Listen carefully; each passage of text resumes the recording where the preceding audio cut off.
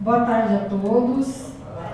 Eu faço meus agradecimentos aqui ao JUS pelo convite maravilhoso. Faço aqui na pessoa da presidente, da Liduína. Eu agradeço vocês também, meus colegas oficiais de justiça. Agradeço de coração por vocês estarem aqui. Eu sei como é difícil separar aí um tempinho, né, dos mandados para poder estar aqui. Bom, eu não sei se algum de vocês já viu algum vídeo meu ou não, mas se não viram, eu vou ter o prazer imenso se vocês puderem ver. Aqui eu deixei meus contatos, né? Tem no Instagram, tem no YouTube. Muita gente me manda mensagem, muita gente me manda perguntas, não só de oficiais de justiça, mas pessoas que têm o sonho de ser oficial de justiça. Às vezes a gente não valoriza a nossa profissão, mas existem muitas pessoas, muitas mesmo, que me mandam mensagens dizendo que tem um sonho, que o sonho deles é ser oficial de justiça. E eles perguntam tanta coisa para mim, perguntam também, será que a profissão vai acabar? Perguntam bastante isso para mim. Bom, o tema nosso aqui, né, que eu até conversei com a Liduína, que foi proposto, é falar sobre a Justiça 4.0, e eu fiquei muito feliz quando ela colocou esse sistema de bate-papo. Né? Então, assim, eu vou trazer aqui muita informação, muita mesmo, muitos dados estatísticos, mas depois a gente pode fazer um bate-papo, vocês podem falar o que vocês acham, é uma coisa bem aberta, viu? E eu aprendo muito em cada evento que eu vou, porque eu conheço a realidade do trabalho de cada oficial, que é bem diferente nos diversos lugares do Brasil, né? Então, assim, o que a gente precisa entender, Justiça 4.0? Em primeiro lugar, o que é isso? Né? O que é a Justiça 4.0? Porque não se fala em outra coisa. Todo lugar, tudo que a gente abre de mídia social, de tribunal, é todo mundo falando nisso. Uso de inteligência artificial, tecnologia, inovação na justiça, tá até chato, de tanto que se fala só disso, né? Mas assim, será que isso também é falado no mundo? Será que os poderes judiciários do mundo estão assim, tão engajados nisso quanto o poder judiciário brasileiro? Será que os nossos colegas oficiais de justiça do mundo estão também preocupados como nós? Né? Isso deu para ficar muito claro no Congresso Internacional de Oficiais de Justiça, que foi no Rio de Janeiro, que tinha colegas oficiais de muitos lugares do mundo. E aí a gente conseguiu entender melhor toda essa onda de inovação. E como que isso está no Poder Judiciário do mundo e não só do Brasil. Então, quando a gente pensa em Justiça 4.0, por que tem esse nome, se convencionou esse nome no Brasil? Porque vem da quarta revolução industrial. A quarta revolução industrial foi aquela que colocou tecnologia na fabricação de equipamentos, nos serviços, então é daí. Mas no mundo, não é bem esse termo que é usado. A gente vê termos como e-justice, mais na Europa, a gente vê smart courts mais na China, mas tudo meio que significa a mesma coisa. E os nossos colegas também estão muito preocupados, mundo afora. E só para dar um exemplo, né, de que, como esse é o tema da vez e não se fala em outra coisa, eu não sei se vocês viram o Instagram do tribunal aqui de vocês dessa semana, que eles fizeram uma publicação bem midiática sobre o PTD, que é o Programa de Transformação Digital aqui de vocês, inclusive falando sobre a Artemis, que é a inteligência artificial, que é capaz de pegar nos processos, aí casos de prevenção, de litispendência, coisa julgada, enfim. Então esse é um exemplo claro. Então, como eu falei para vocês, né, essa é uma preocupação dos colegas do mundo. Saibam que não é em todo lugar do mundo que os oficiais de justiça trabalham como nós. Tá? Eles fazem basicamente a mesma coisa que nós fazemos, mas eles não são funcionários públicos como nós, em muitos lugares. Eles trabalham como autônomos ou eles têm empresas privadas contratando até mesmo pessoas para trabalharem para eles. Mas eles trabalham basicamente com a execução civil como nós, né? Então, o que aconteceu com eles? Quando veio a pandemia, os poderes judiciários de muitos países não estavam tão avançados no uso da tecnologia e eles sofreram muito. O Brasil começou o processo de digitalização em 2006, com a lei do processo judicial eletrônico.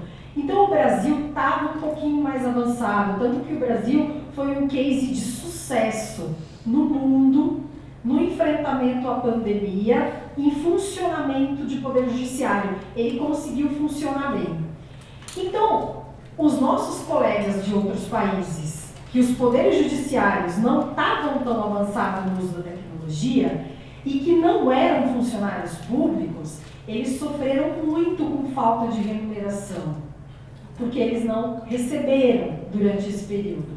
Então, agora, a gente chega num período pós-pandemia de muita reflexão, em que os poderes judiciários de todo mundo estão fazendo uma análise. O que funcionou bem e aonde a gente precisa investir mais tecnologia? O que não funcionou tão bem e talvez a gente precise voltar à modalidade analógica? A gente está vendo alguns retrocessos acontecerem. Ou então, como que a gente pode usar a inteligência artificial para tornar o Poder Judiciário ainda melhor? Quais parcerias a gente pode firmar com a iniciativa privada? E a gente está vendo muito isso no Poder Judiciário brasileiro. Microsoft muito presente, a OpenAI, que é aí, né, a responsável pelo ChatGPT. Então a gente está vendo muita coisa na Advocacia Geral da União também. E com uma preocupação dupla de colocar mais tecnologia, mas de forma a respeitar a proteção de dados pessoais.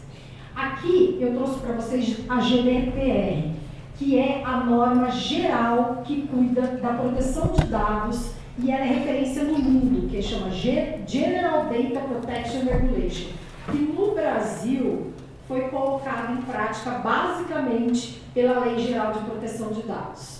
Então, por isso que eu vou trazer aqui para vocês. Eu vou trazer para vocês um pouco do contexto da Justiça 4.0 no mundo e no Brasil, e eu vou trazer para vocês também um pouco de uso de inteligência artificial no Poder Judiciário e como isso vai impactar a nossa vida, e já tem impactado, e também a Lei Geral de Proteção de Dados. Que cuidados o oficial de justiça precisa tomar para não ser responsabilizado por vazamento de dados pessoais? Como fica a nossa responsabilidade?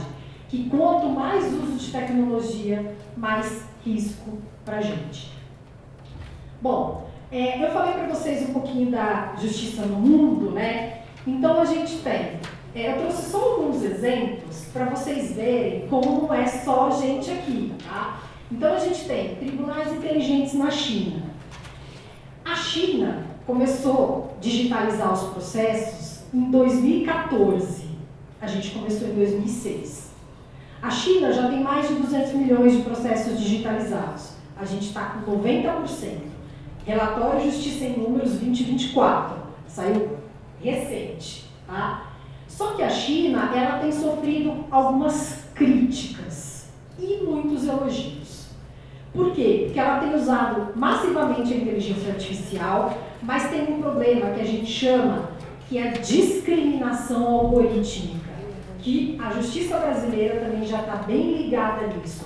Os algoritmos podem ser discriminatórios, tá? Então a China tem sido criticada por isso, mas também tem sido elogiada porque o Poder Judiciário de lá está podendo fornecer informação muito útil que tem ajudado na elaboração de políticas públicas, tanto pelo Executivo quanto na elaboração de leis pelo Legislativo, principalmente no combate aos crimes. Tá? A gente tem os juízes robôs na Estônia. Lá, causas até 7 mil euros, a sentença é dada por um robô. Mas a parte que for inconformada pode recorrer para um juiz humano. A gente tem a e-Justice na Rússia, que eu trouxe porque tem um sistema bem parecido aqui com a gente, eles também fazem intimação, citação por e-mail e também por telefone. A gente tem o Compass nos Estados Unidos, que é uma inteligência artificial que arbitra a fiança, tá? Também tem problema de ser discriminatório, também tem críticas. A gente tem o arquivamento eletrônico na África do Sul. A África do Sul, eu trouxe esse exemplo, porque eles enfrentam um problema muito parecido com o Brasil, que é a desigualdade social e a desigualdade de acesso à justiça. O que acontece? Pessoal, o oficial de justiça tem um papel importante aqui, tá? Porque lá como nós, a gente tem muitos excluídos digitais. A Justiça 4.0, ela foi criada muito pensando em democratizar a justiça e fazer com que mais pessoas tenham acesso. O tiro não pode sair pela culatra.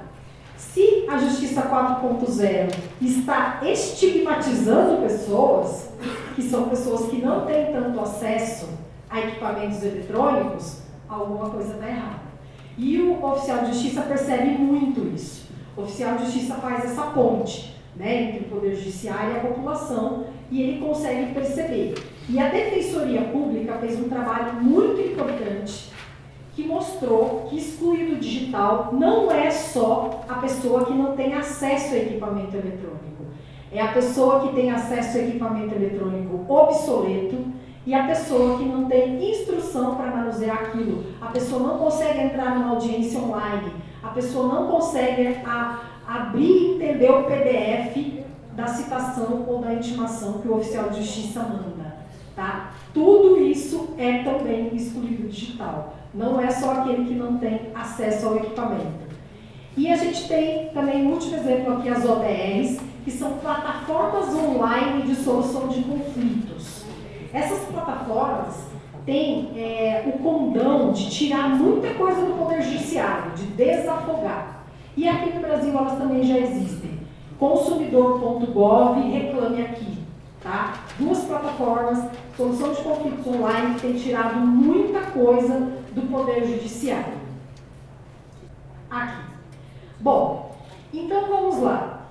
Eu falei para vocês que essa preocupação da Justiça 4.0, de usar tecnologia, era uma preocupação não só nossa, como também dos nossos colegas do mundo inteiro. E aí que eu trago para vocês, então, um estudo muito importante, que é o relatório Futuro do Trabalho, que foi feito pelo Fórum Econômico Mundial, que mostrou que até 2027, 83 milhões de empregos serão perdidos em decorrência do uso da inteligência artificial. Tá? Mas esse mesmo relatório Futuro do Trabalho mostrou que 69 milhões de novas oportunidades serão criadas. E aí a questão é, estaremos nós nessa porcentagem ou estaremos nós na porcentagem dos que serão eliminados? Bom, aí é que eu pergunto para vocês, e se os oficiais de justiça fossem convidados a elaborar um novo padrão de cumprimento de ordens judiciais, muito mais adequado à Justiça 4.0, né? Eu não sei esse novo padrão, tanto que eu estou com uma carinha pensativa lá também. Eu não sei que novo padrão seria esse. Mas parece que não pode ser o mesmo, de agora. Né? Por quê? Porque a gente está vendo vários riscos acontecendo. Por que eu digo isso? Porque o Poder Judiciário brasileiro, ele tem muito processo. E ele tem um gargalo. Esse gargalo chama-se execução, que é justamente a fase que os oficiais de justiça mais atuam. A gente atua na execução civil. E daí o CNJ fica desesperado para abaixar esse gargalo da execução. E daí começam a surgir ideias. Uma ideia, desjudicialização da execução civil. O que é isso? transferir as atribuições dos oficiais de justiça para os cartórios extrajudiciais. A gente tem esse projeto de lei, tá? Inclusive, ele está parado no Senado hoje.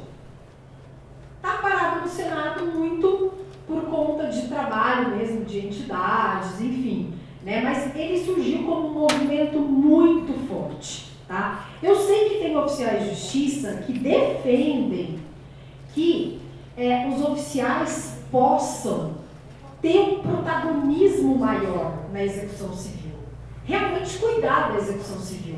O oficial de justiça trabalhando, fazendo pesquisas patrimoniais, fazendo bloqueio de bens, como existem oficiais que já trabalham dessa forma nos seus tribunais, tá? Poucos no Brasil, mas já existem, né? Talvez isso seria capaz de evitar ideias como essa. Talvez isso aconteceu no estado de Tocantins, onde muitas atribuições foram passadas para os cartórios, realmente, extrajudiciais. O cargo do oficial de justiça foi extinto. E no estado de Tocantins a gente tem oficiais de justiça concursados, que vão até a aposentadoria, e os que estão no tribunal que precisou pegar, eles estão pegando profissionais ad hoc. Tá? E também no estado do Amazonas, recentemente o cargo foi extinto. Enfim, aí a gente começa a pensar um pouco que talvez seja o momento do oficial assumir um protagonismo maior na execução. Tá? É só uma ideia, né? E aqui eu trouxe para vocês o relatório Justiça em Números, várias ações do CNJ recentes para tentar diminuir o gargalo da execução. E muita coisa mesmo aí para tirar do judiciário mesmo. Né? Não dá para eu falar cada uma delas, mas vocês conseguem pesquisar. Está tudo no relatório Justiça em Números. Tá? Então são várias ações aí do CNJ para diminuir esse gargalo. Nenhuma delas aqui envolve oficial de justiça. Vou trazer para vocês agora o contexto da Justiça 4.0 no Brasil. Eu mostrei alguns exemplos do mundo e agora vou trazer o contexto daqui. O que a gente tem no contexto aqui que a gente pode citar como relevante? Nós temos mais de 90% dos nossos processos já em formato digital e os que chegam à justiça é quase 100%.